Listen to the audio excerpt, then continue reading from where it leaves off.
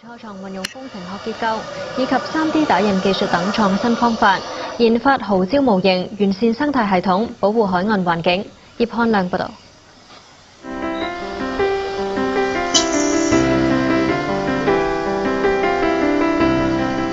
喺海洋生活嘅蠔，以過濾嘅方式進食海水中嘅微生物，過程中可以淨化海水，防止海藻過度繁殖，平衡海洋生態。蠔礁都可以充當天然嘅防波堤，防止海岸線被侵蝕。兼擁有設計同工程學嘅知識，佢話過去有唔少機構都喺下白泥做蠔礁維修，但成功率唔算好高。佢運用工程學嘅結構，製造人工蠔礁模型，提升人工蠔礁嘅成功率。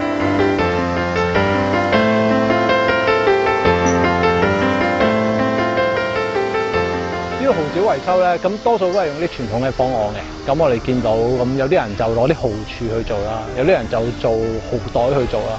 咁根據香港大學嘅研究咧，其實用傳統嘅蠔礁維修方法係得65%嘅成功率嘅啫。我哋呢個結構咧，其實有個學名咧叫做拓撲學，英文係 topology。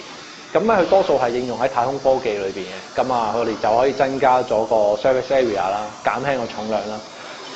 增加個表面積咧，其實對於我哋呢個 project 有一個好大嘅好處嘅。第一咧就係可以增加咗咧啲蠔咧喺個表面積上邊嘅黏附啦。第二就係咧，當佢做咗一啲好 organic 嘅結構嘅時候咧，其實好有效咧去抵禦到咧一啲水流嘅衝擊啦。我哋可以保留到一個好適當嘅溫度，去令到蠔可以生長到喺呢個蠔礁上邊啦。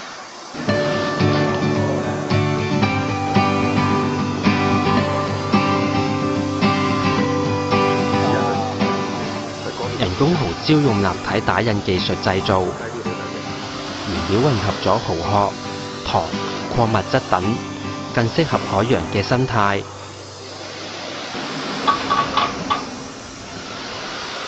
我哋去自己去整物料嘅，我哋係用一啲 upcycle 嘅蠔殼打碎咗之後咧，然後再去撈落一啲 3D printing 嘅物料裏邊，然後就去令到咧我哋呢個礁體咧有啲營養去俾啲蠔去生長。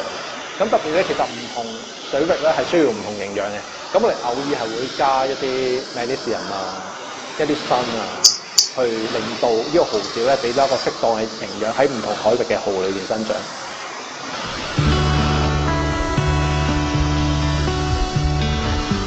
邊話環境保育嘅工作唔容易做，佢希望利用自己嘅專業，配合新嘅技術，為香港美麗嘅海港出一分力。有線新聞，葉漢亮報導。